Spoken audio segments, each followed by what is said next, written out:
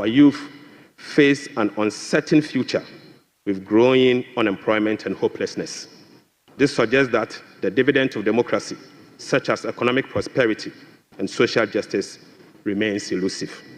Mr. Speaker, the choice before us as a country are clear. We can either continue on a path of self-destruction by not confronting the problems, or we can embark on a journey of fundamental reforms and transformation, one that resets our economic model, redefines our priorities, honors our social contract, and provides opportunity for all. Mr. Speaker, luckily, President Mahama has chosen the path of reform and transformation. He will fix the economy. He will restore hope and lead us to build the Ghana we want together. Right Honorable Speaker, this budget was preceded by the National Economic Dialogue on the theme Resetting Ghana, Building the Economy We Want Together, on the 3rd and the 4th of March 2025. Through this consensus-building dialogue, the people demanded a decisive action, real solution to the severe challenges that plagued us as a country. Mr. Speaker, the 2025 budget is a culmination of the true aspirations, felt needs, genuine desires of the people of Ghana, expressed through the engagement with diverse stakeholders. As part of our broad consultation also, ahead of the budget, we recently engaged traders at major trading centers, including the Mokola market, to listen to their concerns, gauge their expectations, and elicit their input. So, Speaker, the extensive consultation revealed that the overriding concern among Ghanaian traders and business community remains price and exchange rate stability. Apart from eroding their working capital, exchange rate volatilities makes effective business planning impossible and increase the cost of doing business. This budget outlines far-reaching measures which will be implemented in close collaboration with the Central Bank, the Bank of Ghana, to effectively and efficiently manage the exchange rate and inflation. Mr. Speaker, we also engage the youth of Ghana in a dialogue on social media as part of our new budget consultation. Mr. Speaker, during my engagement with the youth, it was revealed that 321 pharmacists who were employed since June 2023 have not received their salaries. We will take urgent steps to remedy this situation immediately. Right Honorable Speaker, this conversation was an eye-opening experience, one that strengthened my belief that the voices of the youth matter in designing policies that directly and indirectly impact their lives and future. So, Speaker, in the year 2016, the Honorable Act 912 to deploy a robust public financial management system. Even though, Mr. Speaker, the Public Financial Management Act remains one of the best in the world, its poor implementation has rendered our public financial management systems weak, allowing for abuse and costly infraction. So, Speaker, President Mahama's government is committed to the full implementation of this critical legislation. So, Speaker, accordingly, we will enforce the sanction regime, link contracting and public procurement to budgetary provisions in the medium-term expenditure framework, and seek parliamentary approval for all multi-year commitments as required by law. Mr. Speaker, we will comply with the public procurement process and link them to approved budget. We will also respect the limits of the appropriations as approved by Parliament. We will rationalize the management of the compensation of employees, including conducting headcounts across the country. Mr. Speaker, I now turn my attention or my focus to the state of the Ghanaian economy as at 31st December 2025. Right Honorable Speaker, Mr. Speaker, I now focus my attention on the state of the Ghanaian economy as at 31st December 2024. Mr. Speaker, hands on heart, we inherited an economy in deep crisis. Mr. Speaker, an economy hard hit with debt and beset by other fiscal challenges, such as large accumulation of MDA arrests, energy sector shortfalls, and financial sector payments. Mr. Speaker, weak commitment control and reckless public spending have reversed the progress made in fiscal consolidation, even under the IMF program that commenced in the year 2023. Mr. Speaker, notwithstanding the gains made under the IMF-supported program that was to achieve through the painful sacrifice of domestic bondholders, external creditors, and taxpayers, the economy remains in distress. Right Honorable Speaker, key performance indicators to be assessed by the IMF staff in the upcoming fourth review of the program, scheduled for April 2025, such as the primary balance on commitment basis, inflation, social protection, and others, as at end 2024, are likely missed. Right Honorable Speaker, in addition, all structural benchmarks due by end December 2024 are also missed.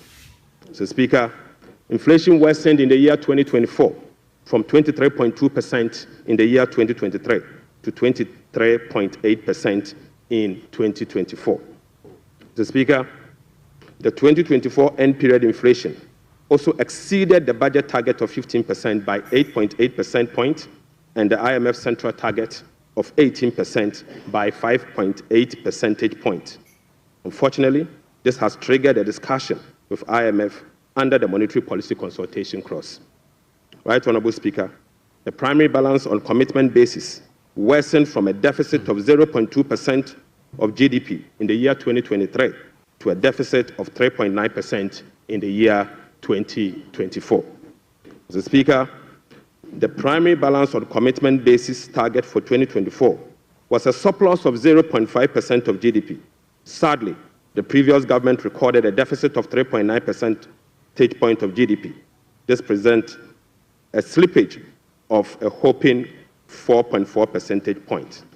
Right Honorable Speaker, at the end of December 2024, total central government arrests amounted to 67.5 billion Ghana cedis, representing 5.2% of GDP. The Speaker, with the road sector recording an arrest of 21 billion Ghana cedis.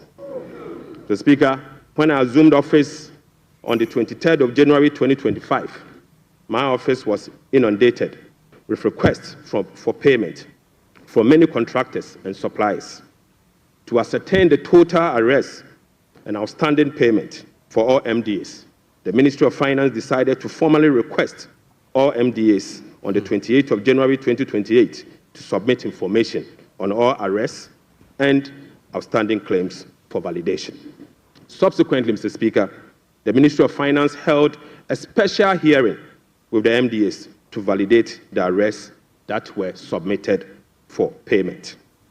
The response from the MDAs and the validation revealed that a staggering amount of 67.5 billion Ghana cedis is owed to government contractors and suppliers.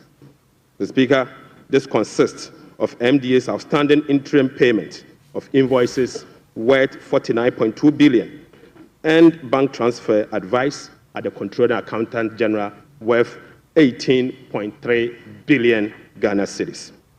Mr. Speaker, this 67 billion excludes 1.73 billion US dollars owed to independent power producers. This 67 billion also excludes 68 billion Ghana cedis owned by Electricity Company of Ghana to contractors. Mr. Speaker, this 67 billion US dollars also exclude the 32 billion owned by the Ghana Cocoa Board to contractors. And Mr. Speaker, this 67.5 billion also excludes the 5.75 billion owned by the Ghana Road Fund to various contractors. Right Honorable Speaker, the Bank of Ghana is also seeking an amount of 53 billion Ghana cedis as bailout to be able to address their negative equity challenge that they face. Mr. Speaker, as part of the measures to address these mounting accumulated arrests, we have commissioned an audit of these arrest payments and guarantee value for money before a penny will be paid. Mr. Speaker, before a penny will be paid, we'll commit to do that arrest. Right Honorable Speaker, in addition to the 67.5 billion cedis in arrests, the validation process also revealed that MDAs have awarded contract to the tune of a minimum 194 billion Ghana cedis. Mr. Speaker, this amount represents 16.5% of GDP as at the end of 2024, with the road sector again alone accounting for 100 billion Ghana cedis. Mr. Speaker, most of these contractors and most of these contracts were awarded without commencement certificate and authorization.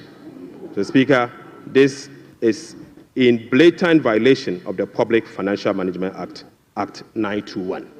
Right Honorable Speaker, let me now update you on our debt service obligations. Mr. Speaker, apart from the huge arrests and commitment, our fiscal situation is further complicated by huge bullet debt service and constrained fiscal financing options. Currently, Mr. Speaker, the government option to finance the budget is limited to only Treasury bill market following the debt restructuring program. Moreover, the forthcoming debt service of both domestic and Eurobond debt obligation will have profound implications for fiscal sustainability and balance of payment. Right Honorable Speaker, domestic debt service alone, programmed for the next 4 years, is 150.3 billion Ghana cedis. So, Speaker, simply put, the interest and principal payment that will be due for payment beginning now for the next 4 years is 150.3 billion Ghana cedis. This represents 11.6% of GDP in domestic debt service obligation alone. The Speaker, of this 150 billion Ghana cedis, 73.3% of this 150 billion Ghana cedis is due for payment in the year 2027 and 2028. Right Honorable Speaker, 2027 alone, the domestic debt service that will be falling due will be 57.6 billion, and 2028 will be made to call upon to pay 52.5 billion Ghana cedis. So, Speaker, the debt service obligation of 2027 and 2028 are major harms. These harms are cancerous and pose significant risks to the economy of Ghana. But, Mr. Speaker, touch wood, we shall fix it. We shall fix it. Mr. Speaker, our debt service obligation of this financial year is equally burdensome with significant harms. February, we were called upon to pay 9.9 billion. July, we'll be paying 6.2 billion. And August, we'll be paying 10.1 billion, all this year. Right Honorable Speaker, the fiscal challenges are further compounded by the significant short-term Treasury bill that we also inherited. So, Speaker, these obligations, totaling about 111.1 billion Ghana cedis, requires rollover week in, week out, placing additional pressure on cash flows and liquidity requirements. Mr. Speaker, beyond the domestic maturities, Ghana faces significant external debt service obligations for the next 4 years. The next 4 years will be made to call upon to pay $8.7 billion representing 10.9% of GDP, with heavy concentration again in the year 2027 and 2028. Again, Mr. Speaker, 55% of this external debt service will be due in the year 2027 and 2028.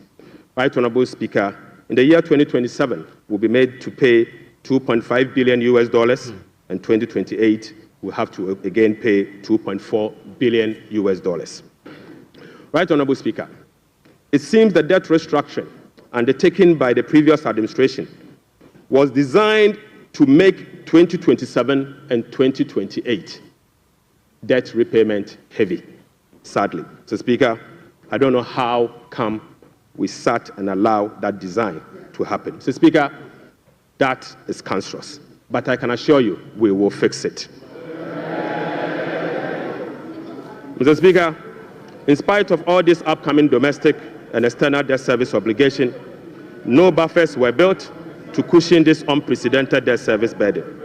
Mr. Speaker, as of 7 January 2025, the debt service reserve account, the sinking fund in dollar, has a balance of $64,000 US. Mr. Speaker, when we were leaving office, we left behind $319 million US in that same account.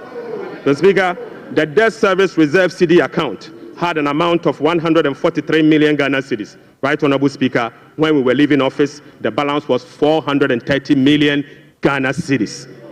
Mr. Speaker, I now move you to stalled project. Mr. Speaker, due to the bilateral creditors' debt restructuring that is ongoing undertaken by previous administration, a staggering number of 55 projects have been halted. Mr. Speaker, this leaves a massive amount of $3 billion Ghana US dollars in undisbursed loans and about $300 million in outstanding interim payment certificates, IPCs. Some of these projects include the famous Efie Kwanta Hospital, the Kejetia Market Phase 2, the Bolgatanga Boko Pormakrom Road, and the Tema Aflawa Road project. Delayed payment and demobilization from site could result in cost overruns of over $1.1 billion US dollars. Right, Honorable Speaker, the IMF-supported program imposed an annual disbursement ceiling of $250 million for all bilateral loans that are being restructured. This constraint means that it will take a minimum of 12 years to complete all of this stalled program. Mr. Speaker, unfortunately, as a result of the debt restructuring, all this stalled program, working with the IMF will take a minimum of 12 years if we decide to go business as usual. We'll be engaging in the coming days to resolve this challenge. Mr. Speaker, I now take you to the famous energy sector fiscal risk. Mr. Speaker, the increase in energy sector financing shortfall is posing significant risk to the Ghanaian economy. In the year 2024, the Ministry of Finance supported the energy sector with payment of about 20.8 billion Ghana cedis. These resources could have been used for job creation and other development programs, like roads, schools, and hospitals, if the sector inefficiencies were resolved. Mr. Speaker, a recent exercise conducted by the Energy Sector Financial Modeling Team under the Energy Sector Recovery Program, ESRP, revealed that the business-as-usual energy sector financing shortfall has increased significantly to about 35 billion Ghana cedis for the year 2025 alone, even after spending in excess of 20 billion cedis in the year 2024. Right, Honorable Speaker, more importantly, the shortfall for the period 2023 to 2026 has been estimated to be about 140 billion Ghana cedis. Mr. Speaker, this amount is 20 times more than the allocation for goods and service for all MDAs in the year 2025. Mr. Speaker, in addition, the energy sector shortfalls, which relate to current invoices that are largely unpaid legacy arrests due to the independent power producers. Mr. Speaker, the legacy arrests stood at $1.73 billion US dollars as at end 2024. Right, Honorable Speaker, the cocoa sector, which has long been the backbone of the Ghanaian economy, is sadly on its knees, owing to gross mismanagement. Mr. Speaker, the sector faces declining output and financing challenges, characterized by unsustainable debt, rollover cocoa contract risk, and quasi-fiscal expenditures, including cocoa roads, which, Mr. Speaker, is a non-core function of the Ghana Cocoa Board. Right, Honorable Speaker, cocoa production has dropped by nearly 50% over the past 3 years. In the year 2023-2024 crop season, Cocoa Board was unable to supply 330,000 tons of cocoa to meet its contractual obligation. This sharply decline has affected the finances of Ghana Cocoa Board. This undersupply has been rolled over for subsequent years for the new administration to pay. Mr. Speaker, these 2023 to 2024 forward sales contracts, locked in at lower prices than the current market rates, have resulted in revenue losses of about $840 million for both Ghana Cocoa Board and the impoverished cocoa farmer. Right Honourable Speaker, the rollout cocoa contract has resulted in a loss of $495 million for the year 2025 alone. Mr. Speaker, these are the risks in relation to the market price differentials and, as a result, costs causing the smuggling that we see with Ghana Cocoa Board.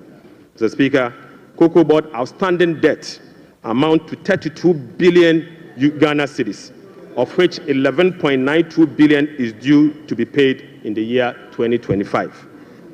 Outstanding cocoa road contracts reached 21 billion Ghana cedis, approximately $1.3 billion in the year 2024, of which only 4.4 billion has been accounted for in Cocoa Board's finances for the year 2025. Mr. Speaker, the financial sector still struggles even after spending 30.3 billion in the financial sector cleanup exercise by end 2024. This includes 26.9 billion Ghana cedis after spending this amount in the banking sector. Mr. Speaker, as we speak, the financial sector is still struggling, and the financial sector will require 10.45 billion Ghana cedis to address the financial sector legacy issues and emerging risk. In addition, Mr. Speaker, an amount of 2.2 billion Ghana cedis is required to fully capitalize the National Investment Bank and the Agricultural Development Bank of Ghana. Mr. Speaker, I will also update the House on the fiscal performance for the year 2024. Mr. Speaker, the fiscal performance in the year 2024 was characterized by improved revenue collection, but with significant expenditure overruns. In addition, large arrests were accumulated over the period. Mr. Speaker, in summary, the provisional data shows the following.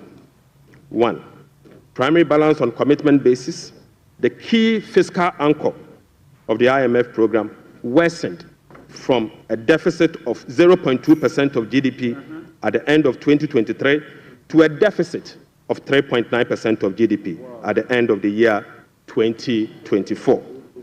This is 4.4 percentage points worse than the target surplus of 0.5% of GDP. Sadly, Mr. Speaker. On cash basis, Mr. Speaker, the primary balance was a deficit of 1.2% of GDP against a target of 0.6% of GDP, representing a 100% deviation.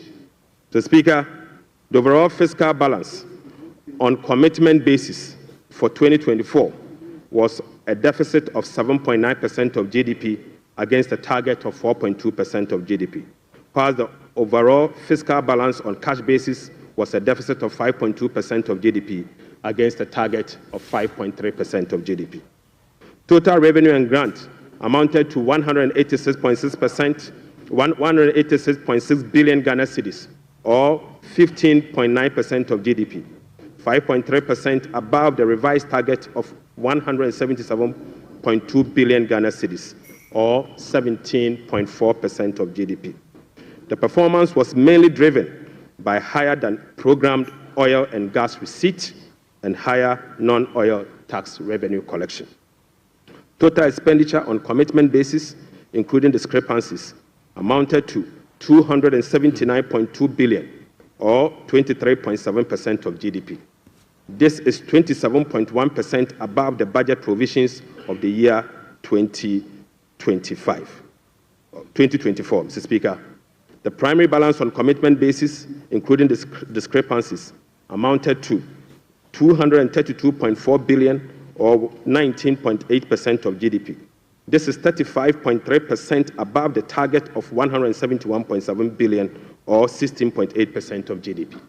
Unfortunately, Mr. Speaker, all expenditure lines exceeded their respective target for the period, except for interest payments, goods and service, and other expenditures. Right Honourable Speaker, The discrepancies for the year 2024 being unclassified expenditure was 3.8 billion Ghana cedis as compared to 12.9 billion Ghana cedis in the year 2023. Mr. Speaker, at the end of December 2024, provisional data indicate that gross central government and guaranteed debt was 726.7 billion from 610 billion in 2023. This represents 61.8% of GDP in 2024, compared to 68.7% in the year 2023.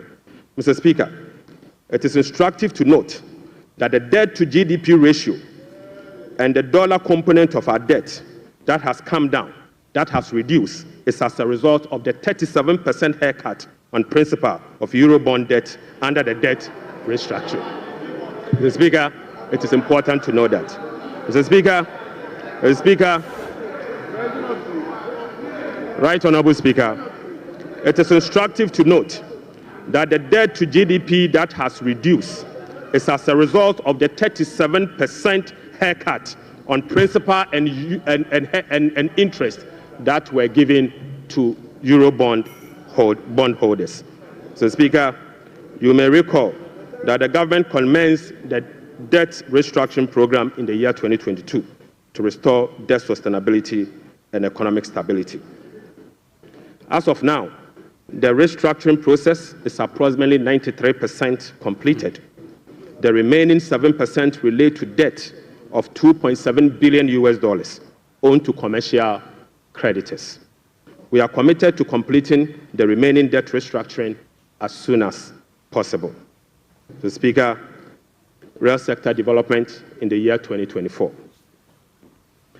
Right Honourable Speaker, provisional 2024 GDP statistics published by the Ghana Statistical Service on the 10th of March 2025 shows that overall real GDP growth increased. So, Speaker, at the end of increased to 5.7% in the year 2024. So, Speaker, I take that again.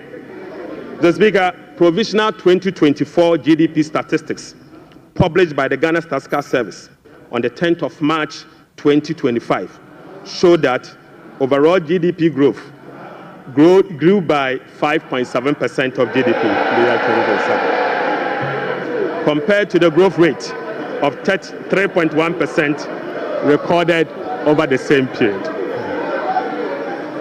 Mr. Speaker,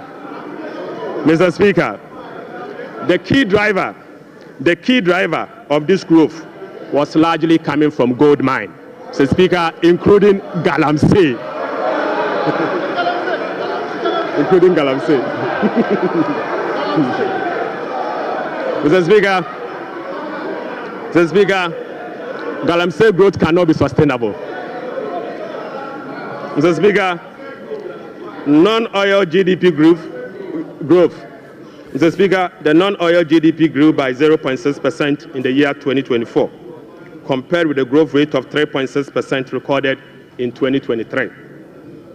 Mr. Speaker, the gross international reserves increased to a stock position of $8.98 billion at the end of 2024, and was enough to cover 4 months of imports, exceeding the target of a floor of 3 months of import cover. At the end of 2024, the currency had depreciated by 19.2% against the US dollars, 17.8% against the euro, against the British pound, so, Speaker, and it had depreciated by 13.7% against the euro. The Speaker, Right Honourable Speaker, it is what it is. The state of our economy is troubling, but we will fix it. Mr. Speaker, touch wood, we will fix it. But, Mr. Speaker, it will require some sacrifices, truthfulness, transparency, and discipline. We will take strong measures to confront the situation head-on.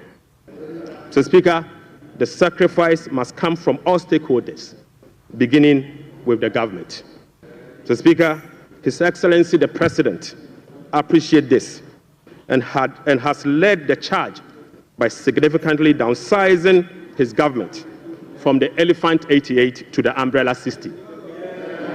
Mr. Speaker, he has also reduced the number of his government ministries from the Elephant 30 to the Umbrella 23. Mr. Speaker, as part of the contribution to the resetting agenda, organized labor has followed suit by working with government and employers association to agree on a modest 10% increase in base pay and minimum wage for the year 2025. Right Honorable Speaker, on behalf of His Excellency the President, I would like to express my profound gratitude to organized labor and employers. Mr. Speaker, ordinary Ghanaians have also sacrificed by enduring the negative impact of severe currency depreciation since 2022. Hyperinflation, high food inflation, principal and interest haircuts, soaring interest rates, among others. Mr. Speaker, it is now time for the people's representative, the members of Parliament, and the judiciary to also follow suit. I would like to call on all other stakeholders, including the business community, faith-based organizations, academia, and civil society to support this national call. So, Speaker, our immediate task is to reset our nation, to restore good governance, reduce the excruciating suffering of our people, and set our country on a trajectory of economic transformation.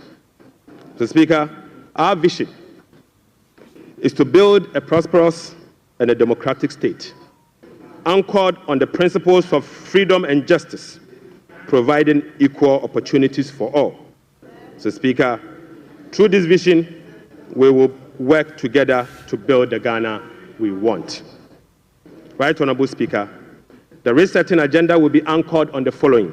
1, restoring hope in our democracy, renewing trust in public officials, and helping every Ghanaian attain their full potential. Offering a trusted hand to the vulnerable, particularly women and youth, and creating a new Ghana for coming generations. And finally, stimulating demand by patronizing made-in-Ghana goods under the 24-hour economy. Mr. Speaker, today I came to this chamber with made-in-Ghana bag, signifying, Mr. Speaker, with made-in-Ghana bag, Mr. Speaker, I would like to first present, Mr. Speaker, they don't know that in Ghana we sew suit. Right Honorable Speaker, I would like to first present the government's immediate and strong measures to address the current challenges we are confronted with, followed by the medium-term vision, policy objectives, and targets. Right Honorable Speaker, consistent with Section 14 of the Public Financial Management Act 2016, Act 911, the fiscal policy objectives of this government is to support the economic transformation agenda to ensure the macroeconomic stability of the country within the macroeconomic and fiscal framework. More specifically, the fiscal policy objective of the government include the following: rationalizing government expenditure and eliminating wasteful expenditures, optimizing domestic revenue mobilization through broadening of tax base, increased non-tax revenue collection, adopting enhanced tax compliance measures, and modernizing the tax administration through digital technology. Mr. Speaker, we will also increase the share of domestic expenditure to spur economic growth and job creation. We'll be reducing public debt to sustainable levels and adopting prudent debt management practice to support debt sustainability. Reducing the fiscal deficit progressively in accordance with the amended Fiscal Responsibility Act to promote fiscal and debt sustainability. And Mr. Speaker, restoring confidence in the Ghana economy. Right Honourable Speaker, our approach will be to foster economic growth, accelerate job creation, reduce inflation, and stabilize the cedi. To achieve this, it is crucial that we establish the macroeconomic stability and ensure debt sustainability. Mr. Speaker, we are confident that by prioritizing these fundamental elements, we can cultivate an environment where individuals can prosper and businesses can thrive in Ghana. Mr. Speaker, Ghanaians, through the recent National Economic Dialogue, have expressed a clear desire for fiscal deficit and public debt to be reduced through cuts in government spending rather than through only tax measures. We wholeheartedly agree, Mr. Speaker. Going forward, we will tailor our expenditure to align with our fiscal realities. After all, whoever pays off their debt gets rich. Mr. Speaker, we are poised to implement a three-pronged approach to achieve our objective, beginning with this budget immediately. First will be to recalibrate the fiscal adjustment, and we believe that by prioritizing spending-led fiscal adjustment can initiate a positive cycle. Fiscal adjustment can initiate a positive cycle in a way that first, it will help lower inflation and curb depreciation of the cedi. Secondly, it will lessen government reliance on borrowing, which in turn will reduce the crowding out of private sector and lower interest rates. Lastly, this approach will ease the strain on monetary policy, allowing the central bank some greater flexibility to reduce monetary policy rates, ultimately resulting in lower bank and lending rates. Mr. Speaker, the second approach will be to deliver a shock therapy. Mr. Speaker, we are implementing a form of shock therapy to the economy by making significant spending cuts this year, thereby reducing the government financing needs and front-loading fiscal adjustment. This is the down payment for our policy credibility and credit worthiness. Right Honourable Speaker, our third approach will be to restore fiscal responsibility. By moving forward, we will enhance public financial management by empowering ministers to effectively manage their budget on their own, ensuring strict compliance with the commencement certificate. Mr. Speaker, we'll be passing and enforcing a revised Fiscal Responsibility Act, and finally, we will enforce the sanction regime for non-compliance of the Public Financial Management Act. Mr. Speaker, in pursuit of the overarching macroeconomic objectives, the following macroeconomic targets have been set for the year 2025. Overall real GDP growth of at least 4% of GDP. Mr. Speaker, not less non-oil real GDP growth of at least 4.8% of GDP. Mr. Speaker, end period inflation rate of 11.9%. Mr. Speaker, primary balance on commitment basis of a surplus of 1.5% of GDP. Mr. Speaker, gross international reserves, including oil funds and encumbered assets, to cover not more than a minimum of 3 months of import. Mr. Speaker, to address inflation, government will implement a number of measures to complement the Bank of Ghana and monetary authorities. Mr. Speaker, the measures to stabilize the exchange rate include the following. We will be establishing the Ghana Gold Board to enhance the generation of accumulation of forex to support the stability of the Ghana cedi. The Bank of Ghana will continue to implement its FX forward auction to support the stability of the Ghana cedi. Government strong fiscal consolidation through the reduction in public sector spending and the fiscal deficit will reduce the pressure on the exchange rate.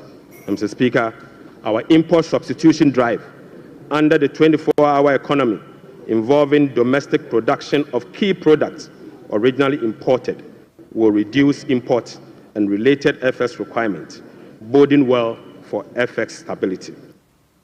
Right, Honorable Speaker, we are addressing the inflation problems through a number of measures, including the following. First, specific interventions, including the Agriculture for Economic Transformational Agenda, is expected to increase food production and reduce food inflation. Government will implement policies that target items with large weight in the CPI basket, such as transportation and utility, to reduce their prices. Mr. Speaker, our aggressive fiscal consolidation drive, aimed at reducing the fiscal deficit and borrowing, will contribute significantly to reducing inflationary pressures. Right, Honorable Speaker, our strategy to improve exchange rate stability will reduce imported inflation and fuel prices. And Mr. Speaker, the Bank of Ghana will maintain an appropriate monetary policy stance and use its liquidity management interventions to support the disinflation process. Right, Honorable Speaker, to achieve our expenditure-led fiscal consolidation objectives, we will implement the following measures. Mr. Speaker, I now take you to our expenditure measures. Mr. Speaker, the following expenditure measures will be implemented in 2025 and the medium term to support fiscal consolidation agenda. First, we will conduct a comprehensive audit to validate the quantum of arrests and commitment as at 31st December 2024. Mr. Speaker, the mandatory use of blanket purchase order to capture multi-year commitment contracts in line with our medium-term expenditure ceilings will be implemented. We will amend the Public Procurement Act to provide for an independent value for money office to scrutinize government procurement. Mr. Speaker, we will also work with Parliament to amend the Public Procurement Act to make commencement certificate and budgetary provision a prerequisite for all procurement that will be paid by the central government. Mr. Speaker, we will fully integrate GANEPS and GIFMIS to ensure that only MDA's projects and purchase orders that have approved budget and allotment can obtain procurement approvals. Mr. Speaker, we will operationalize the compliance desk at the Ministry of Finance to monitor reports on commitment and arrest accumulation. Mr. Speaker, aside that, we will publish a PFM league table for compliance purposes.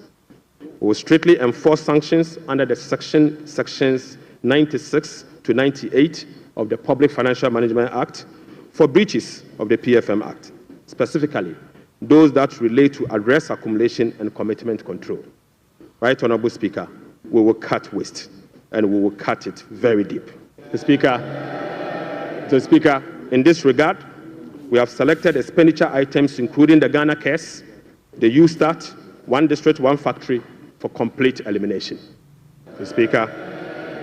Speaker, we will reassign the functions of development authorities such as Coastal Development Authority, the Northern Development Authority, the Middle Belt Development Authority to the district assemblies and do away with the development authorities. So, Speaker, we will amend the Petroleum Revenue Management Act to allocate all ABFA resources for infrastructure use, not for goods and services, but for infrastructure use.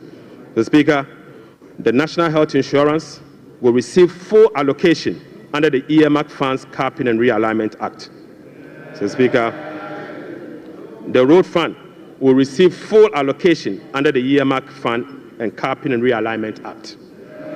So, Speaker, JNPC share of net carried and participating interest from 30, we will reduce the GNPC share of net carried and participating interest from 30% to 15%, and fully restore transfers to GNPC under the earmark fund and capping alignment act.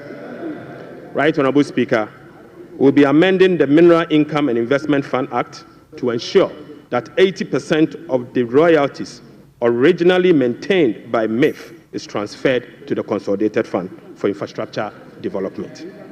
Right, Honorable Speaker, we will strengthen social protection through the implementation of new interventions such as the no academic fee policy for all first-year students in public tertiary institutions under the No Fee Stress Initiative. Mr. Speaker, it also includes the free tertiary education for persons with disability, free primary health care, the Ghana Medical Trust Care, otherwise known as Mahama Care, and free sanitary pads for schoolgirls.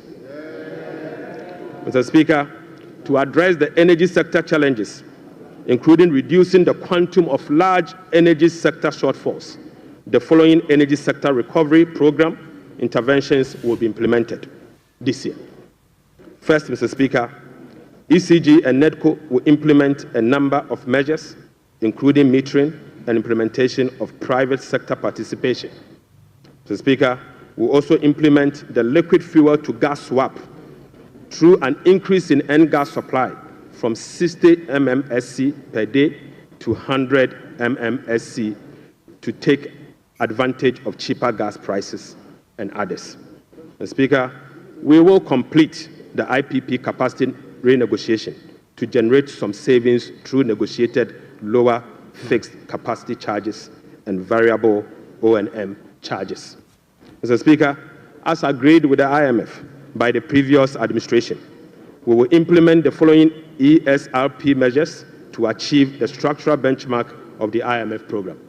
Mr. Speaker, PURC will continue to implement the quarterly tariff adjustment to reflect changes in inflation, exchange rate, and generation mix. Mr. Speaker, PURC will also undertake a major tariff adjustment, which will be due in fourth quarter of 2025, to reflect capacity charges, additional liquid fuel usage, and additional CAPEX. The weighted average cost of gas will be increased from the current $7.80 per MMBTU to $8.45 to reflect the increased prices of natural gas as well as the changes in the supply mix. Mr. Speaker, the subsidy on weighted average cost of gas granted to some ceramic companies through the discounted industrial development tariff will be reversed. Mr. Speaker, I now take you to the revenue measures.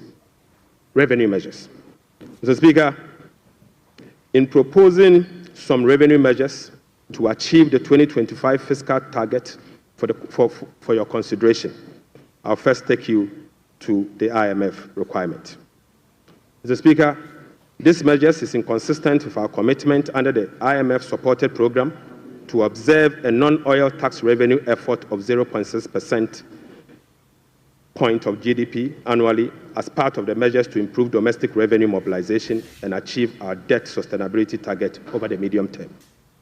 Right, Honorable Speaker, despite our commitment to increase the non-oil tax revenue by 0.6%, we have programmed the following nuisance taxes for removal in line with our manifesto promise. Mr. Speaker, we will abolish the 10% withholding tax on winning from lottery, otherwise known as the betting tax. Mr. Speaker, we will abolish the electronic transfer levy, E-Levy, of 1%.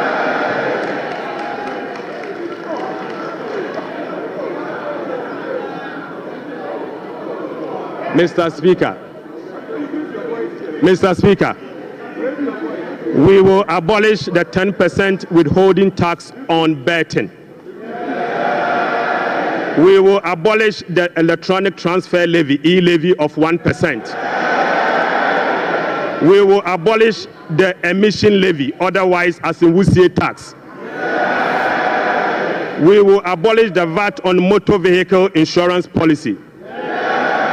Mr. Speaker, we will abolish the 1.5% withholding tax on unprocessed gold by small-scale miners.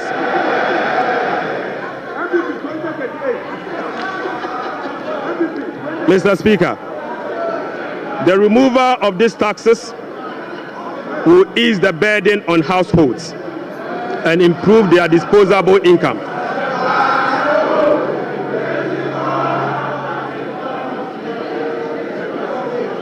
Right Honourable Speaker, the removal of these taxes will ease the burden on households and improve their disposable incomes.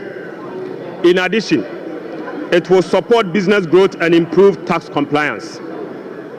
Mr. Speaker, Right Honourable Speaker, the tax refund account has been abused in recent years. In the last 8 years, a study revealed that 29.1 billion Ghana cedis had accrued to the tax refund account, with only 12.5 billion Ghana cedis, representing 43% of the total accrued amount, being used for tax refund purposes. Mr. Speaker, the study also revealed that 16.6 billion Ghana cedis, representing 57% of the total amount accumulated in the tax refund account, was misapplied. Mr. Speaker, which is a total violation of the Revenue Administration Act, Act 915, and the Public Financial Management Act. Instructively, Mr. Speaker, there were virtually no tax refund arrests over the period. Mr. Speaker, and therefore, we are reducing the current tax refund ceiling by 2 percentage points from 6% to 4% of total revenue, as defined in Section 69 of the Revenue Administration Act, Act 915. Mr. Speaker, by reducing the ceiling on the tax refund from 6% to 4%, Right Honourable Speaker, we have saved the taxpayer 3.8 billion Ghana cedis. Mr. Speaker, this amount is enough to close the revenue shortfalls from the removal of the E-Levy and the betting levy. Mr. Speaker, the E-Levy would have accrued 1.9 billion Ghana cedis, and the betting tax would have accrued 180 million. The two put together is just above 2 billion Ghana cedis.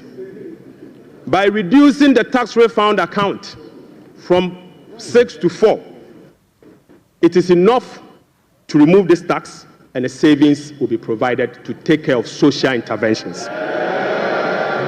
Mr. Speaker, already we have saved 3.8 billion cedis for 2025 alone from one source, and this is enough to close the gap from the taxes we have removed today. Mr. Speaker, to address the concerns from well-meaning Ghanaians on how we are going to close the revenue shortfalls as a result of the removal of the selected taxes, the answer is that we have stopped the bleeding. We have stopped the bleeding.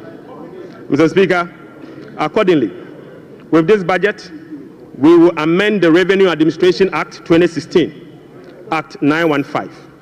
This measure will improve the tax revenue net of tax refund by 2%, representing 0.3% of GDP.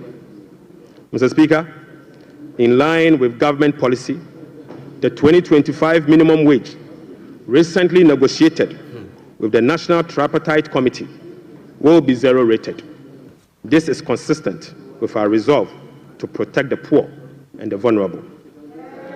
Mr. Speaker, again, without increasing the levy, we will also review the Energy Sector Levies Act to consolidate the energy debt recovery, the Energy Sector Recovery Levy, and the Sanitation and Pollution Levy into one levy and use the proceeds to cater for energy sector shortfalls and service the inherited debt service obligation. Mr. Speaker, the reset has just begun. Right Honourable Speaker, the rest of the energy sector levies, including the Road Fund Levy, Energy Fund Levy, Price Stabilization and Recovery Levy, Public Lighting Levy, and National Electrification Levy, will remain to support the achievement of their intended objectives.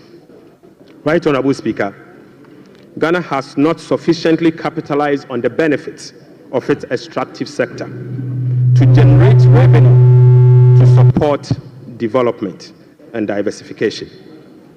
We have failed to leverage our natural wealth by capturing its rent and channeling it towards productive infrastructure and human capital. Natural resource rent, which is the difference between the revenue of a commodity and the average cost of producing that commodity, is about 14% of GDP in the case of Ghana. However, Mr. Speaker, revenue from extractive industry is around 1.5% of GDP only. This is because, as a country, we have failed to fully capture the economic rent of our natural resources. Mr. Speaker, whereas global gold prices have seen some significant increase in recent times, Ghana has not been able to take full advantage of the development. Subsequently, Mr. Speaker, we are proposing to increase the growth and sustainability levy from 1% on gross production of mining companies to 3% to enable the nation to have its fair share of the windfall. Mr. Speaker, we also propose to extend the sunset clause to 2028. Mr. Speaker, we also propose to extend the sunset clause of the special import levy to 2028. Mr. Speaker, Ghanaians and this Honorable House will recall that road tolls on public roads were zero rated in the year 2022. Demand for construction and improvement of roads infrastructure continues to increase, even as substantial arrests and claims in the road sector remains. Right, Honorable Speaker, while the annual average collection from road tolls have not been significant compared to its potential, the existing zero-rated policy for road tolls has increased the situation and dimmed the prospect of raising enough revenue from tolls to road construction and maintenance. Accordingly, government will work with the stakeholders, including the private sector, to roll out a technology-driven solution to reintroduce road tolls this year as part of the big push. Right, Honorable Speaker, we will also strengthen the legal and regulatory regime for non-tax revenue and enforce the framework to improve service delivery. This will be achieved through the introduction of an overarching non-tax revenue legislation, amendment of existing relevant laws, and the development of a national non-tax revenue strategy and policy. The Speaker, as part of the reforms to improve other non-tax revenue streams, government will explore the operationalization of a regulatory framework for collection, management, and reporting of property rates consistent with our medium-term revenue strategy, 2024 to 2027, and the Local Government Act. So, Speaker, we believe that the local authorities must be given the opportunity to collect their own property rates. Mr. Speaker, the current compliance rate for SMEs and personal income tax is below 30%, which is extremely low. Government will embark on an aggressive and sustained tax education campaign in the next 2 to 3 years to ensure improved compliance and tax revenue mobilization. We will also institute a quarterly dialogue on tax issues among the Ghana Revenue Authority, Ministry of Finance, and the business community to ensure that issues affecting businesses are addressed promptly. Mr. Speaker, I now take you to VAT reforms. Right, Honorable Speaker, we commit to the people of Ghana and this House, the business community, that we will undertake a comprehensive value-added tax reform this year. Mr. Speaker, with the aim to review the current distortions and cascading structure of the value-added tax regime. Ghana's effective rate, VAT rate is about 22%. This is obviously because the 2.5% Get Fund levy, the National Health Insurance levy of 2.5%, and the COVID levy are well added to the base for a final determination of what is due for VAT purposes. Mr. Speaker, aside the high VAT rate, businesses are not permitted by law to claim their input VAT for NHIL, Get Fund, and COVID levy. compounding the burden on households. Right Honourable Speaker, our VAT regime has been distorted and rendered inefficient. It combines both VAT and sales tax principles with a flat rate, standard rate, and levies. We have requested for technical assistance from the Fiscal Affairs Department of the IMF on VAT reforms. It is expected that the IMF mission will commence in April 2025. The recommendations from the Technical Assistance Mission are expected to inform our reform. Mr. Speaker, ahead of the IMF Technical Assistance Mission, I will inaugurate a VAT reform task force to hold broad consultation with key stakeholders for their input. Mr. Speaker, the parameters for VAT reform will be is for them to complete this year. Mr. Speaker, the parameters will include the following. 1, abolishing the COVID levy. Mr. Speaker, reversing the decoupling of GET Fund and NHIL VAT from VAT. Mr. Speaker, reducing the effective VAT rate for households and businesses. Reversing the VAT flat rate regime and upwardly adjusting the VAT registration threshold to exempt micro and small businesses from the collection of VAT. Mr. Speaker, we will also improve compliance through public education and awareness. Mr. Speaker, I now take you to revenue mobilization and resource accumulation, resource allocation. Mr. Speaker, total revenue and grant for 2025 is projected at 223.8 billion Ghana cedis, or 17.2% of GDP, up from 186.5 billion, or 17.4% of GDP. The projection is underpinned by non-oil revenue measures, which are expected to yield at least 0.6% of GDP. Mr. Speaker, total expenditure on commitment basis for 2025 has been programmed at 269.1 billion, representing 20.7% of GDP, down from 279.2 billion, which is 26% of GDP in the year 2024. Primary expenditure on commitment basis is projected at 204.7 billion Ghana cedis, representing 15.8% of GDP, which is a significant decline from 232.4 billion, representing 21.7% of GDP in the year 2024.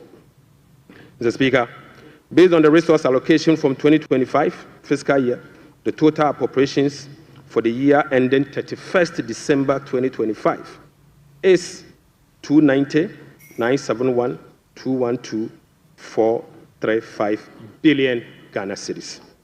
Mr. Speaker, budget financing. Right Honourable Speaker, based on the estimate for total revenue and grant and total expenditure, the projected overall balance on commitment basis is a deficit of 43.8 billion Ghana cedis, equivalent to 3.1% of GDP. The corresponding primary balance on commitment basis is a surplus of 20.3 billion Ghana cedis, equivalent to 1.5% of GDP. On cash basis, Mr. Speaker, overall balance is a deficit of 56.9 billion Ghana cedis, equivalent to 4.1% of GDP. The corresponding primary balance on cash basis is again a surplus of 7.3 billion, equivalent to 0.5% of GDP. Right Honourable Speaker, the cash deficit of 56.9 billion is expected to be financed from both foreign and domestic sources. The total foreign net financing will amount to 21.4 billion Ghana cedis. Foreign financing will include a provision for financing from IMF ECF program disbursed of 720 billion Ghana cedis and the World Bank Development Policy operations of 600 million Ghana cedis. The residual net domestic financing will amount to 36.9 billion, representing 65% of total financing for 2025. This is expected to be sourced from the issuance of debt at the short end of the domestic market and opening of the domestic market. Mr. Speaker, the government will take steps to reopen the domestic bond market to extend the maturity profile. The reopening will be executed cautiously to establish large-size benchmark bonds that will enhance market liquidity. Right Honourable Speaker, further is to reduce the risk on debt portfolio of government, and we will build cash buffers to support effective implementation of the liability management strategy.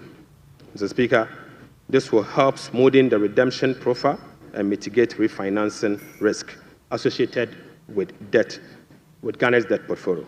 Mr. Speaker, the government in 2025 and the medium term will implement liability management operations to manage the risk embedded in the Eurobond debt profile. Right Honourable Speaker, beginning 2025, we will commence the operationalization of Section 37 to Section 44 of the Public Financial Management Act 2016. Mr. Speaker, in doing so, we will be building sufficient buffers in the sinking fund as a landmark reform to manage our public debt. Right Honourable Speaker, I'm pleased to report to the House that following our proactive fiscal management strategy, that in our engagement with the market, this management strategy has yielded sufficient dividend. Mr. Speaker, on the 7th of January 2025, the NDC government inherited a 91-day Treasury bill rate of 28.19%. Mr. Speaker, just 2 months into this administration, we have successfully reduced this rate to 17.72% as at last Friday. Mr. Speaker, this represents a reduction of over 10%. In other words, 1,047 basis points in just 2 months. Mr. Speaker, similarly, on the 7th January 2024, we inherited a 182-day Treasury bill rate at 28.92%. We have again successfully reduced that rate to 18.97% as at Friday, 7th March 2025. This represents a reduction of 995 basis points in only 2 months. The Speaker, again, on the 7th of January 2025, we inherited a 364-day Treasury bill rate of 30.15%. We have successfully reduced this rate to 19.93% as at Friday, 7th March 2025. Mr. Speaker, this represents a reduction of 1,022 basis points in just 2 months. Mr. Speaker, on average, rates have fallen by over 1,000 basis points, signifying a strong investor confidence, crowding in the private sector, reducing the cost of doing business, and overall acceptance of economic policies of President John Dramani Mahama, ultimately laying the groundwork for sustained macroeconomic stability. It has been done already. Mr. Speaker, Right Honourable Speaker, the key policy intervention to support economic transformation and job creation agenda include the following.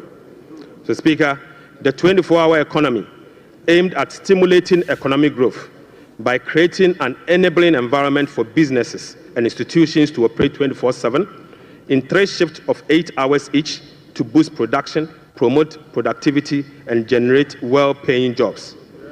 We will be presenting the policy to Parliament in due course for consideration.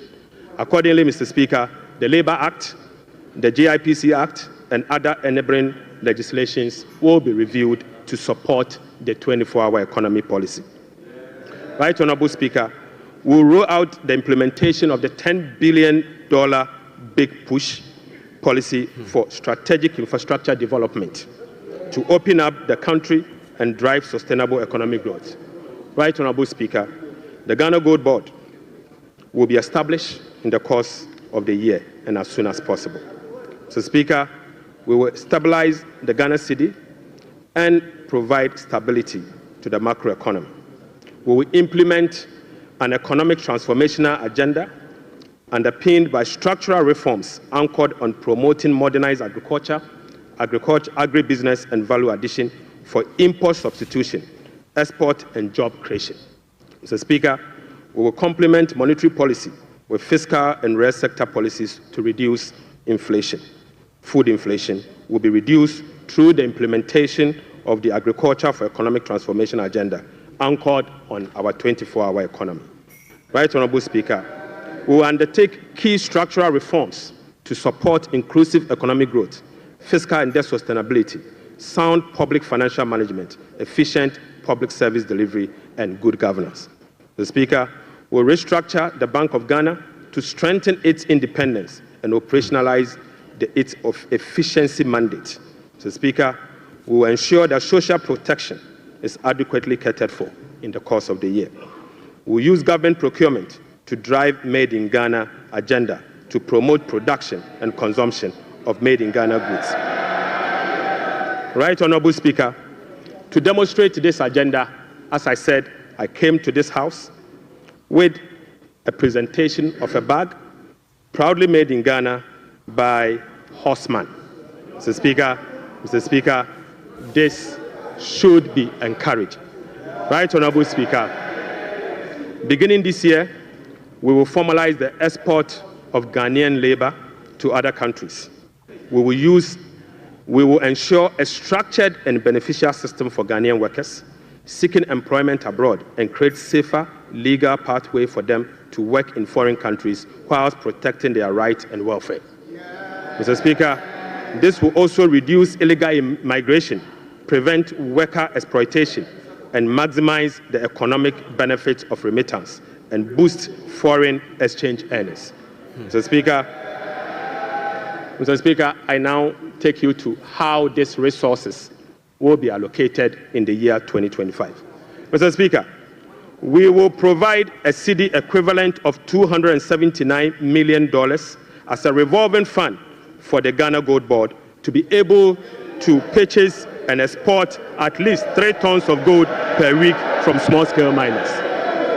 Mr. Speaker, we have allocated 13.85 billion Ghana cedis for Big Push project.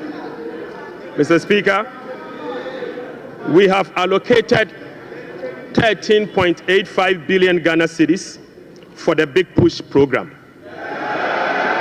Mr. Speaker, an amount of 499.8 million Ghana cedis has been allocated for the non-academic fee policy for all first-year students in public tertiary institutions under the No Fee Stress initiatives. Mr. Speaker, we have allocated an amount of 292.4 million Ghana cedis to commence the distribution of free sanitary pads to female students in primary and secondary schools. Mr. Speaker, we have allocated again an amount of 242.5 million Ghana cedis to support the victim of Akosombo Dam spillage. Right Honourable Speaker, we have also allocated an amount of 200 million Ghana cedis to support the victim of tidal wave disaster that recently displaced resident in certain part of K2 South constituency. Mr. Speaker, the overarching concern about free secondary education has been its quality and the absence of dedicated sources of financing. His Excellency President John Dramani Mahama has resolved it. Mr. Speaker, let me take this again. The overarching concern about free secondary education has been its quality and the absence of a dedicated sources of funding. His Excellency President John Dramani Mahama has resolved the funding challenges by uncapping the GET fund. Mr. Speaker, this makes available dedicated funding for full financing of free senior secondary school education and free tertiary education for persons with disability. Mr. Speaker, therefore, Capping and Realignment Act will be amended to uncap the Ghana Education Trust Fund. Mr. Speaker, this year, the budget for free senior secondary school education program is 3.5 billion Ghana cedis. By uncapping the GET fund, we will be making available an additional 4.1 billion Ghana cedis, specifically for financing free secondary education program and other related expenditures. Mr. Speaker, aside the uncapping of GET fund, we have also absorbed the debt service made up of interest and principal from the Dache bond that GET fund contracted. Right, Honorable Speaker, we have also allocated an amount of 564.6 million Ghana cedis for the provision of curriculum-based textbooks covering the following. 1, 4 sets of KG books and workbooks for about 2.8 million learners. Mr. Speaker, we have also provided for 4 sets of primary textbooks for about 800,000 learners. Mr. Speaker, we have also provided for 9 sets of SHS textbooks for about 540,000 learners. Right, Honorable Speaker, under the school feeding program, budgetary provision has been increased from the 1.3 billion Ghana cedis last year to 1.78 billion Ghana cedis. Mr. Speaker, representing a 33% increase. The allocation for 2025 reflects an increase in feeding costs per meal, per child, from the 1 cedi 50 pesos to 2 cedis, representing 33.3%. Mr. Speaker, the government has also allocated 145.5 million Ghana cedis to the capitation grant, up from 84 million Ghana cedis in 2024. This is an increase of 73.4% over the previous year. Mr. Speaker, we have also allocated 203 million Ghana cedis for the payment of teacher training allowances and another 480 million Ghana cedis to nursing training allowances. Mr. Speaker,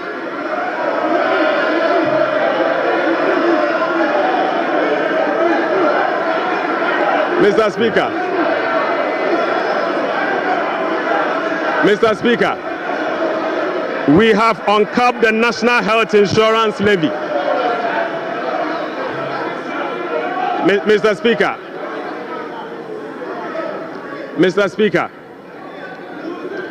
we have uncapped the National Health Insurance Levy.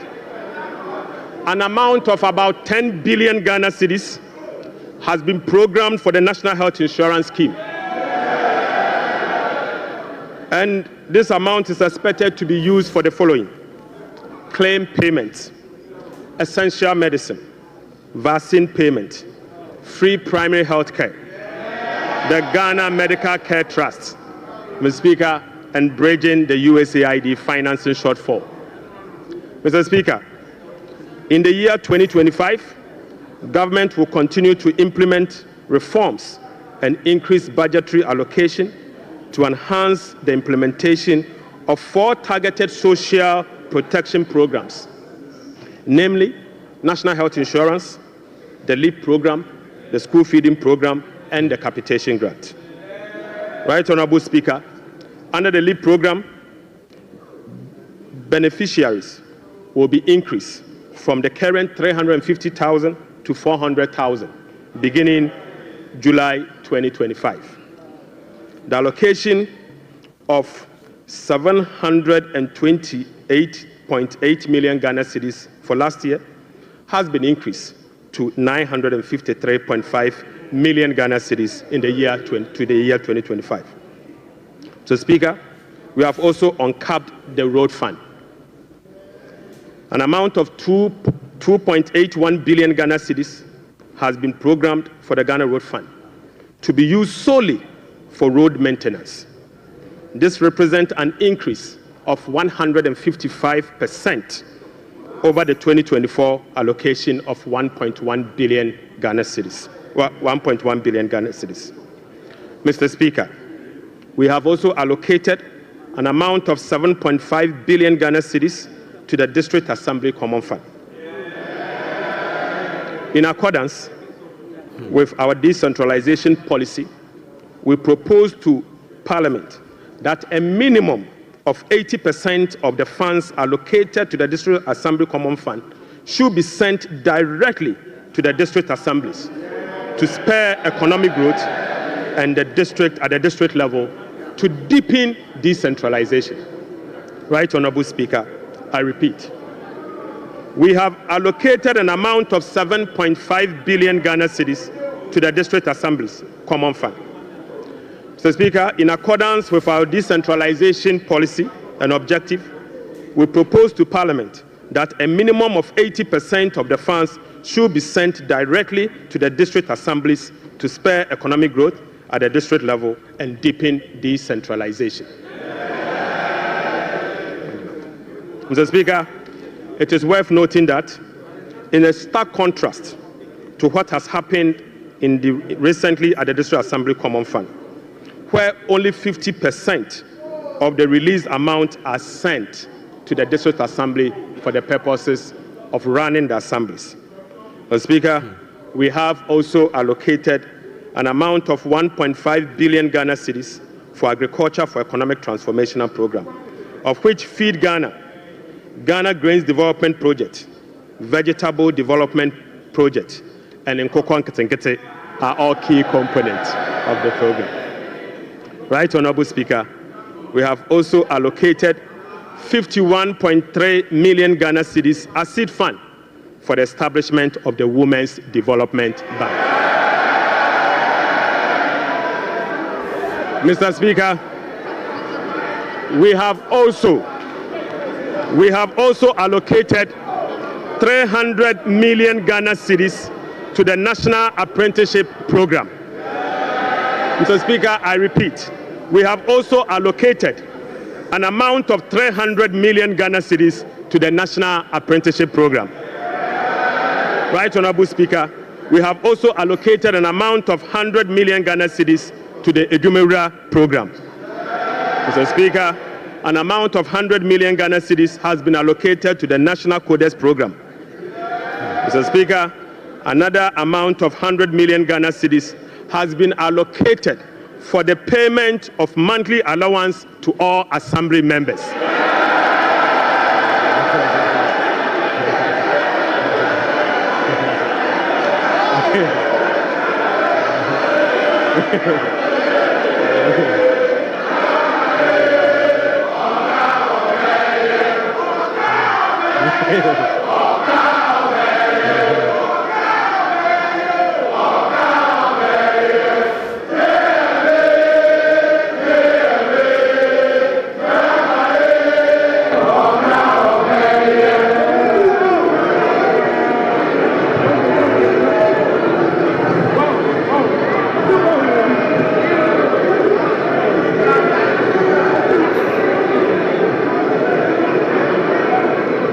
Mr. Speaker, Right Honorable Speaker, sector ministers will be presenting to this House a detailed sectorial performance and outlook, as well as, Mr. Speaker, sector ministers will be presenting to this House a detailed sectorial performance and outlook, as well as sector-specific policy interventions to deal with the challenges of various MDAs. So, Speaker, I want to repeat this. So, Speaker, sector ministers will be presenting to this House a detailed sectorial performance and outlook, as well as specific sector interventions to deal with the challenges of various MDAs. This is indeed a departure from the norm, where ministers of finance present detailed sectorial performance as part of their budget speech. Mr. Speaker, I believe sector ministers must be made to do so. Mr. Speaker, in conclusion, Mr. Speaker, in conclusion, Mr. Speaker, the state of the economy, as I have presented, does not reflect an economy that has turned the corner. It reflects an economy in severe distress, burdened with debt repayment harms, mismanagement, and lack of accountability. The budget sets Ghana on a path of fiscal responsibility, debt sustainability, macroeconomic stability, and job creation. It is about resetting the economy and restoring hope. Ghanaians reaffirmed their faith in a better future when they actively participated in the National Economic Dialogue on the 3rd and 4th of March 2025. A key outcome of the dialogue was the confirmation that the fundamental problem with our economy is fiscal indiscipline. The NPP administration awarded contracts outside the expenditure framework. They borrowed over and above Ghana's capacity to repay. Mr. Speaker, His Excellency President John Dramani Mahamad's administration will be fiscally disciplined and deliver improved public service to our people in a cost-effective manner. Mr. Speaker, we remain steadfast in meeting the IMF program target while restoring Ghana's creditworthiness. We have achieved a lot in a short time, but this is only the beginning. Our commitment to reform we will not waver on that. Mr. Speaker, we have achieved a lot in this short time, and our commitment to reform will not waver. Those who doubt our resolve should not underestimate the determination of the people of Ghana, who will no longer tolerate ineffective governance. Together, we will navigate these turbulent times and emerge stronger. Mr. Speaker, we are making serious progress. Right Honorable Speaker, we are making progress. We committed to running a lean, efficient government of 60 ministers. Mr. Speaker, we have delivered. Mr. Speaker, we committed to scrapping the E-Levy. We have delivered. Mr. Speaker, we committed to scrapping the burden tax. We have delivered. Right Honorable Speaker, we committed to eliminate academic fee for first-year public tertiary students. We have delivered. Mr. Speaker, we committed to providing free tertiary education for all people with disability. We have delivered. Mr. Speaker, we committed to providing dedicated source of funding for free secondary education. We have delivered. Mr. Speaker, we committed to distributing sanitary pads to our schoolgirls. We have delivered. Mr. Speaker, we committed to uncap get fund. We have delivered. Mr. Speaker, we committed to uncap the national health insurance. We have delivered. Right Honorable Speaker, we committed to uncap the road fund to maintain our roads. We have delivered. Mr. Speaker, we committed to hold a national forum on education. We have delivered. Right Honorable Speaker, we committed to hold a national dialogue on the economy. We have delivered. Mr. Speaker, we committed to deliver free primary health care. We have delivered. Mr. Speaker, we committed to deliver Mahama Care Program to finance the treatment of non-communicable disease. Mr. Speaker, we have delivered. Mr. Speaker, we committed to deliver free textbooks to school children. We have delivered. Mr. Speaker, we committed to begin the implementation of $10 million Big Push program. Mr. Speaker, we have delivered.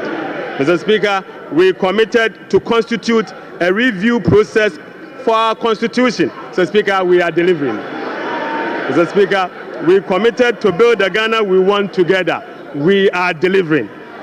Right, Honorable Speaker, we committed to recover all looted state funds under our Operation Recover All Loot program. We are delivering.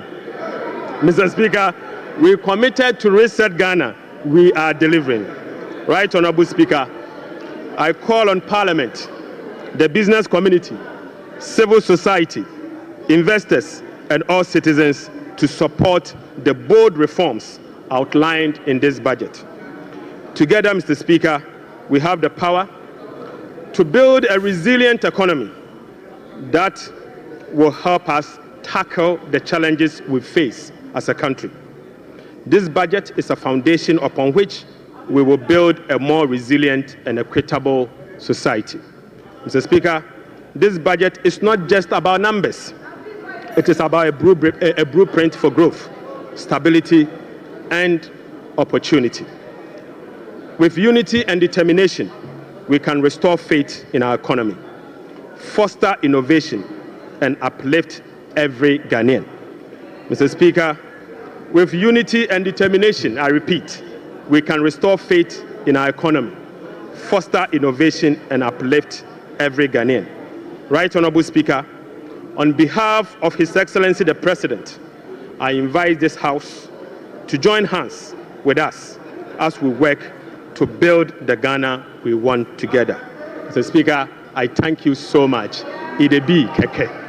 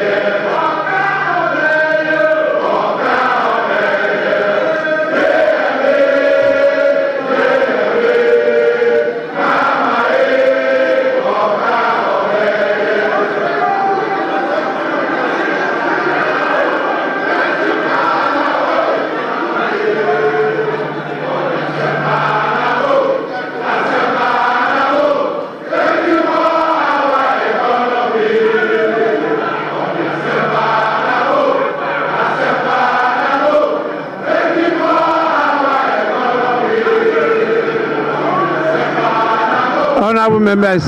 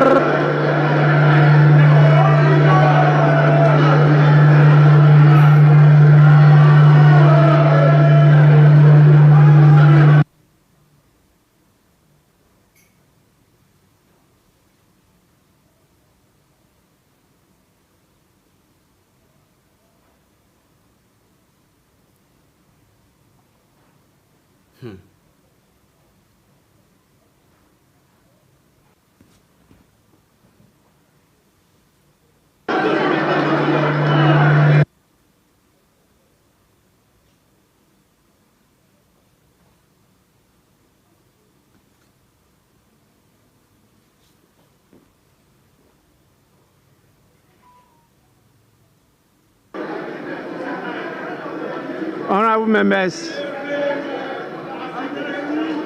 Honourable members.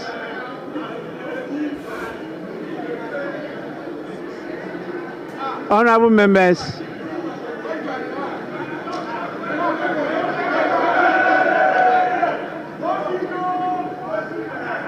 Honourable members.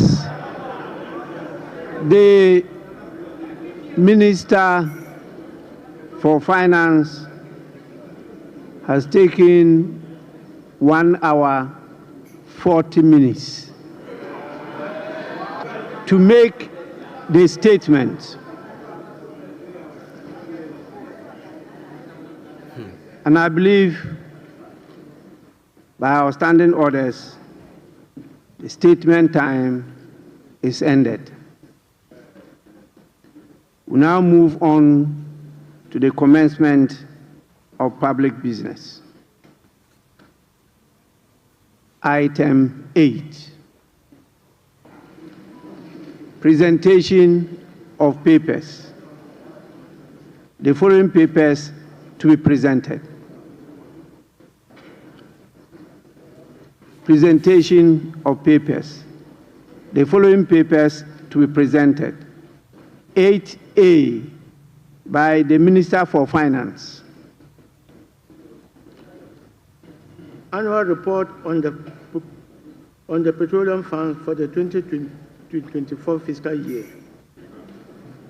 Honorable members, this refers to 8A Roman 1, and this has been presented and is referred to the Finance Committee for consideration and report to the House. We now move on to 8A Roman 2. Annual report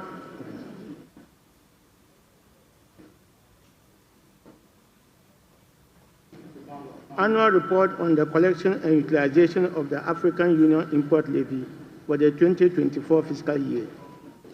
Honorable members, this report is also duly laid and is referred to the Finance Committee for consideration and report to the House.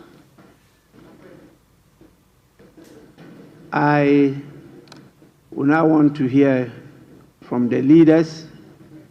I saw the minority leader give an indication that he may want to have a word.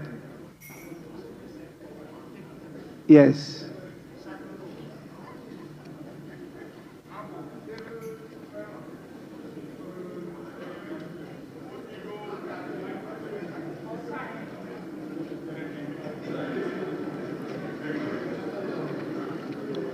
Yes, minority leader. Mr. Speaker, this afternoon we have been presented with part 2 of the lamentation series. The part 1, Mr. Speaker, the part 1 was Mahamanomics. The part 2 is Forcenomics. And it's very clear, Mr. Speaker, that under the economy that they complain about, the growth was 5.7%. And under the research economy, the growth is rather going down. You are projecting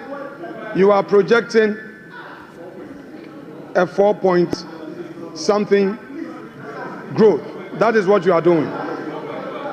Mr. Speaker, the economy that they complain about left us with 4 months of import cover, and they are projecting under reset 3 months. Mr. Speaker, these are the very people who managed the economy up to 2016 and left us with some IPP debts. Today they are telling us that they are coming to renegotiate the very disaster they left us. Mr. Speaker, Honorable We want Minority the Leader. debate. Honorable Minority Mr. Speaker, Leader. we are not debating today. We are giving an indication. Honorable Minority Leader, please be guided by Order 91. Mr. Speaker, exactly so. Very, very guided by that. Mr. But Speaker, I may read Order 91. your statement was that you are not debating today. Oh, Mr. Speaker, we are not making comment on it. We are not going to make comment today. 91, Mr. Speaker, when he makes a statement, we are supposed to comment on it. Yes. Yes, so I'm saying that we are not going to engineer the comment today. Because, Well, Mr. Speaker, they are not ready. We are ready, but we think they are not ready. Minority so I'm Leader. only going to give an indication. Mr. Speaker, let the Minority Leader enjoy his bona fides for this minute. Just relax, Mr. Speaker. I only want to draw your attention to the fact that you can only make comments. Very well. And the comments, not more than 5 minutes. Mr. Speaker, in commenting on this statement by the Finance Minister, it is clear to all of us in this chamber that today they decided to populate this chamber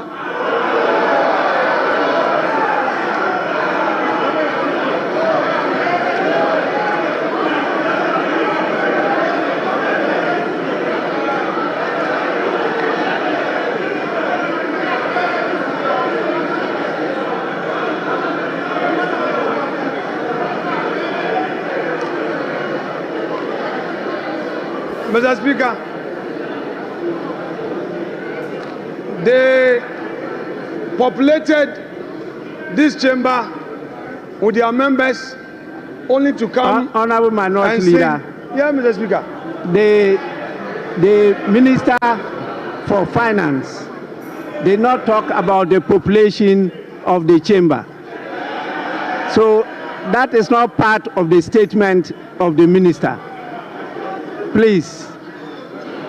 Mr. Speaker, I noticed that when the Finance Minister came to present his statement, for the first time after the inauguration, the swearing in, the majority side was heavily populated. Mr. Speaker, that notwithstanding, Mr. Speaker, we have witnessed what we can best describe as an Azan budget. Mr. Speaker, they are on much talked about for 24-hour economy. The president came here, they said it was not ready. The finance minister comes here, and again, the 24-hour economy policy is not included in his budget statement. Mr. Speaker, Mr. Speaker,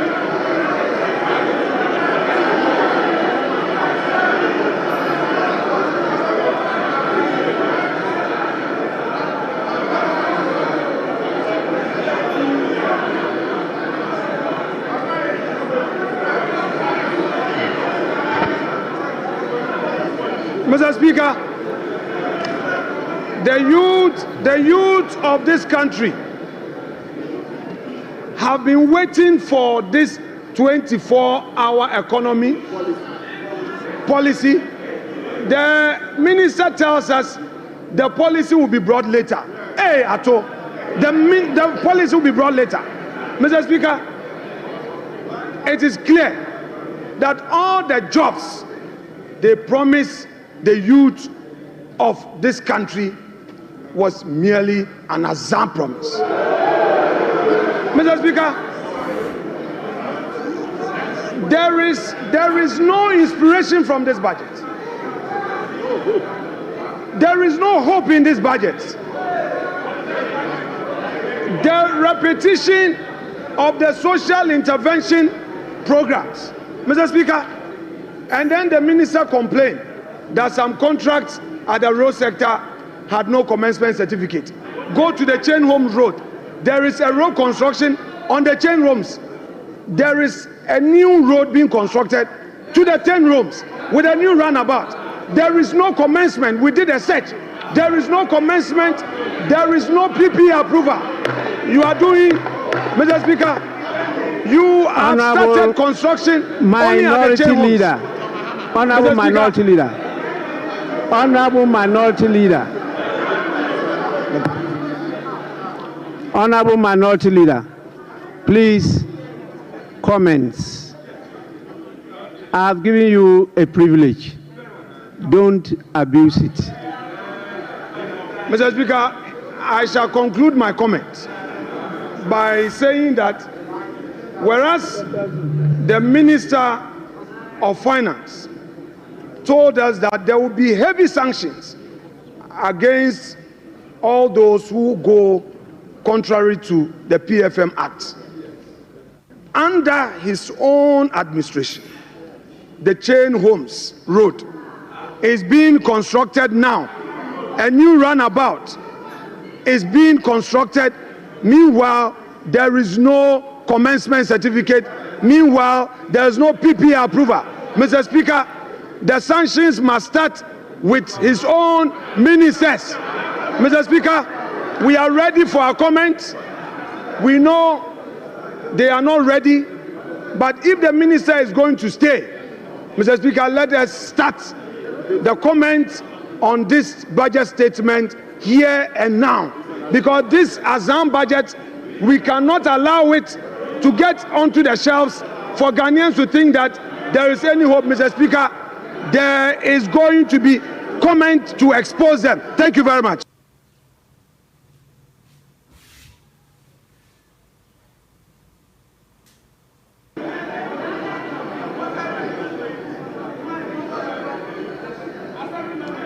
Honorable Majority Leader. Mr. Speaker, the Minority Leader and I share something in common. We were both assemblymen. And when the Minister of Finance made the unprecedented announcement of a gargantuan sum of money for assemblymen, I saw the gleeful smile on his face.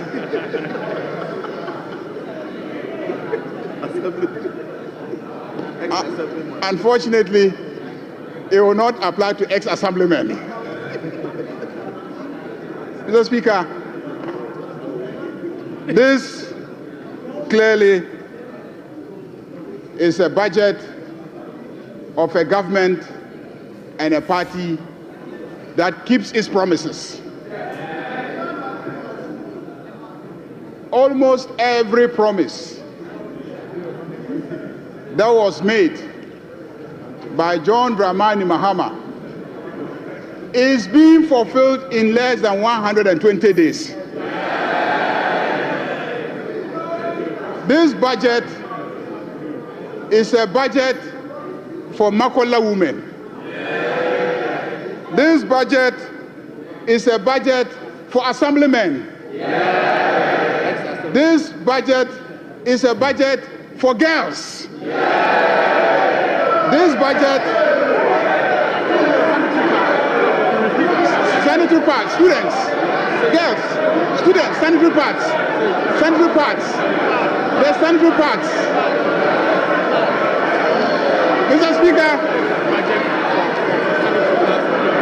Mr. Speaker,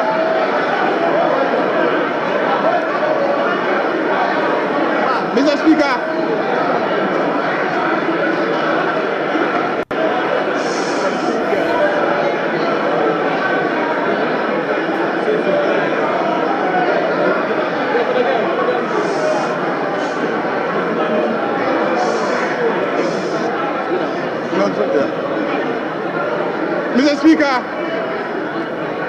Mr. Speaker,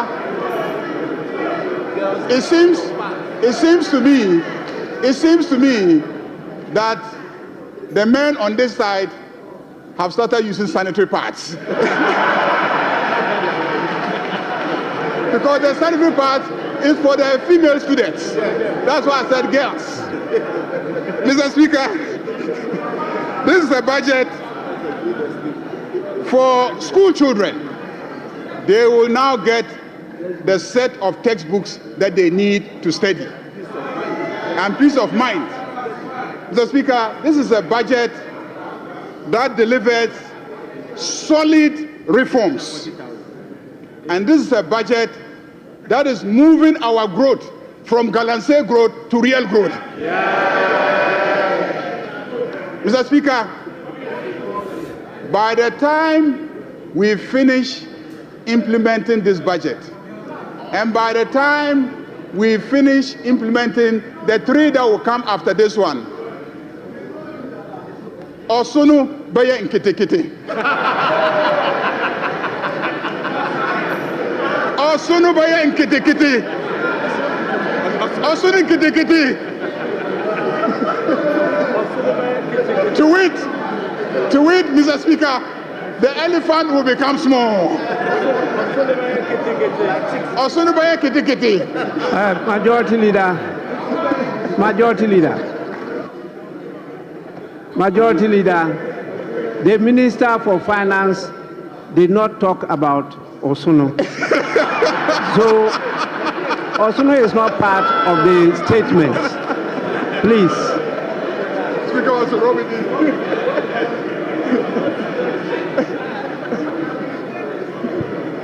Mr. Speaker, on that note, I want to assure my friend, the minority leader, that the road at Chain Homes that is being done is not a new project. It's not a new project. So don't.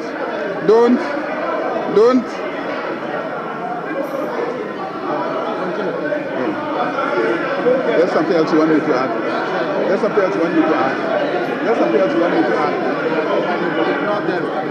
Yeah.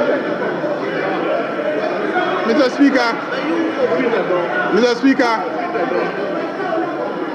Speaker, this is a budget that gives hope to Ghanaians.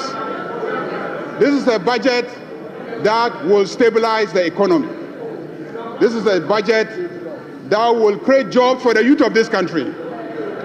Because this is a budget that will stabilize the economy and provide the enabling environment for the private sector to thrive and create jobs for the youth of this country. Mr. Speaker, fishermen, Okada riders, taxi drivers, students, and the energy sector is going to be salvaged by the implementation of this budget. Mr. Speaker, I want to thank the Minister of Finance for making the statement and to assure my friend, the minority leader, that we are ready to debate their records and our records, and we are ready to demonstrate that the proposals contained in the statement of the Minister of Finance will indeed reset Ghana. Ghana is being reset. Thank you very much, Mr. Speaker.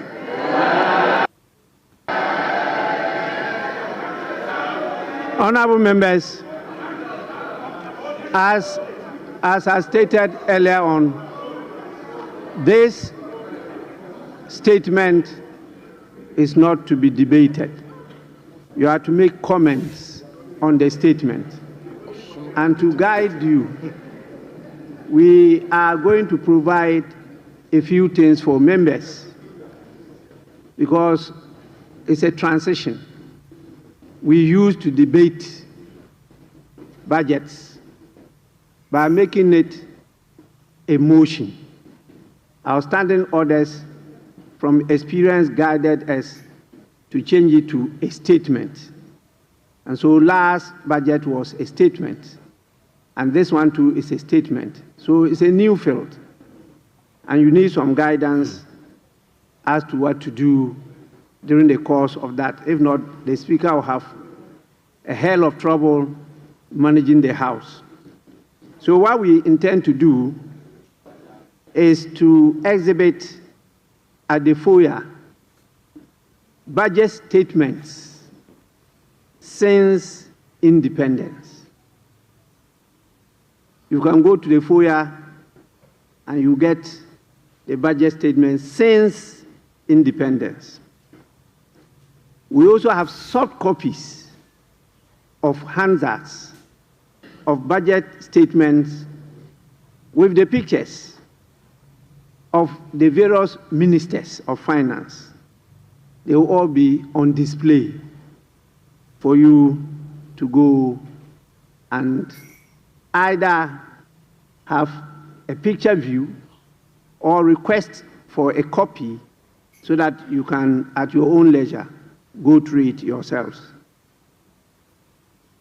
There is a viewing session now of what has happened today, and that one too is available as a side attraction. You can go and have access and view it. We believe that this will assist you, and as we do that, we may focus on some of you, and we particularly want to project the excellent inputs that our ladies make on the floor as part of the affirmative action, the law that we passed. So we will give the ladies a priority of place in this feature. So with this, honorable members, I will proceed, since we've not yet done 5 hours, to put a question. And then you decide whether we should adjourn or not. So I'm going to put the question. Honorable members, I will allow the leaders to move the motion. So I will call on the minority leader. The minority leader wants to move the motion for adjournment. Speaker, thank you. Mr. Speaker, I believe that since 7th January, this is the first time the majority is entering this in full. So we can stay, we can do some 2 more hours of comment before we move the motion for adjournment. So, Mr. Speaker, this is the first time we are having a full House. So, Mr. Speaker, let's give them the opportunity to comment, especially those who are not regular in this chamber. So, once we are done, we can then move the motion to adjourn the House. Mr. Speaker, that is my humble prayer. I don't know whether they would agree, but if they are in a hurry to go back home, Mr. Speaker, I would therefore move that this House be adjourned to enable them go back home.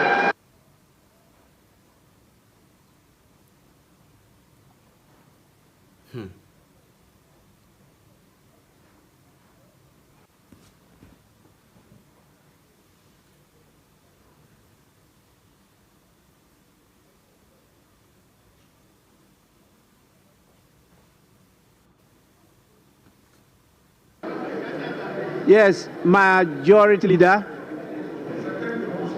Mr. Speaker, what the Minority Leader says is a reflection of the constitution of this side. It's testimony to the fact that when they are needed, they will be here.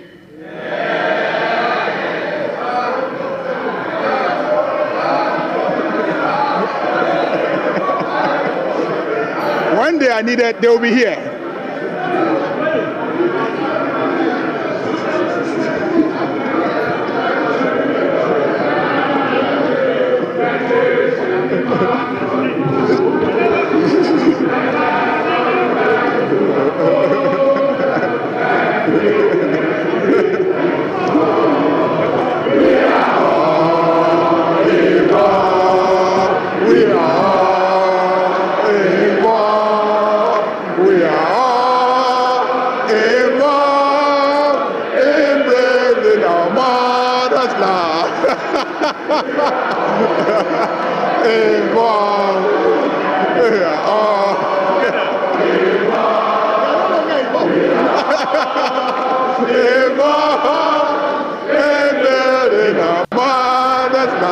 Are you no longer involved?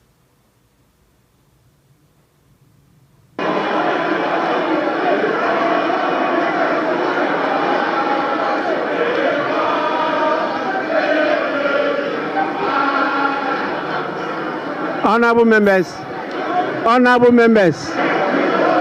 Mr. Speaker,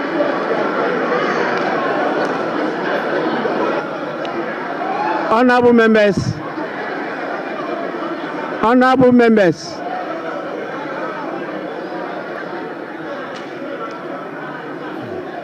members, please, honorable members, the Winneba choir sings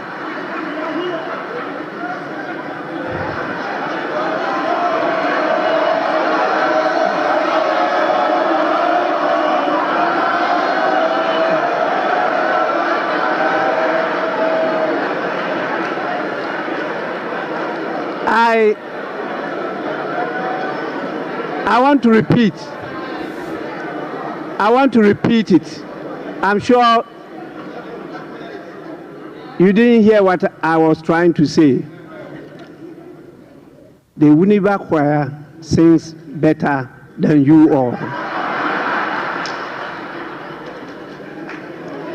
Majority Leader, you may now go on.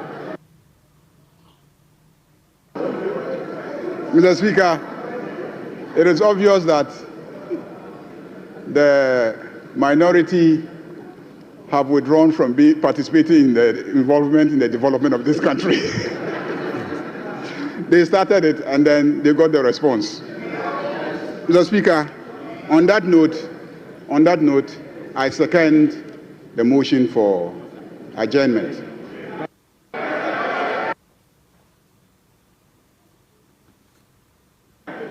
Honorable members, those in favor of the motion for adjournment, say aye. Those against the motion for adjournment, say no.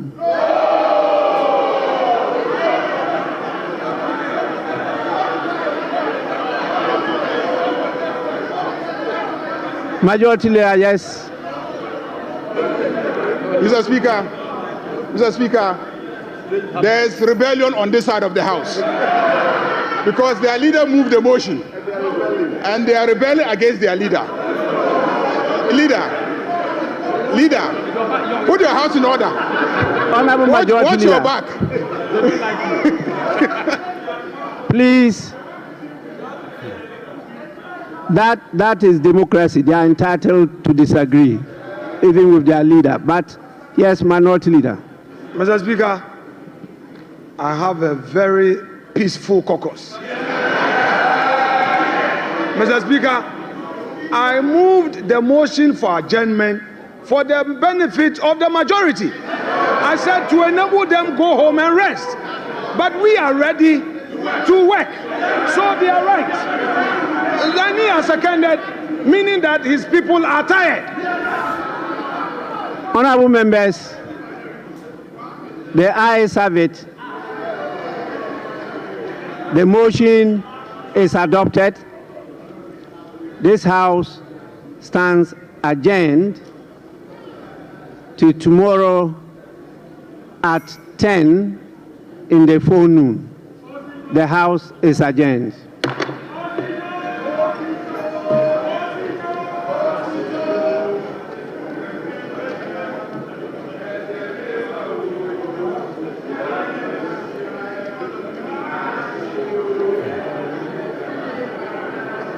Much love.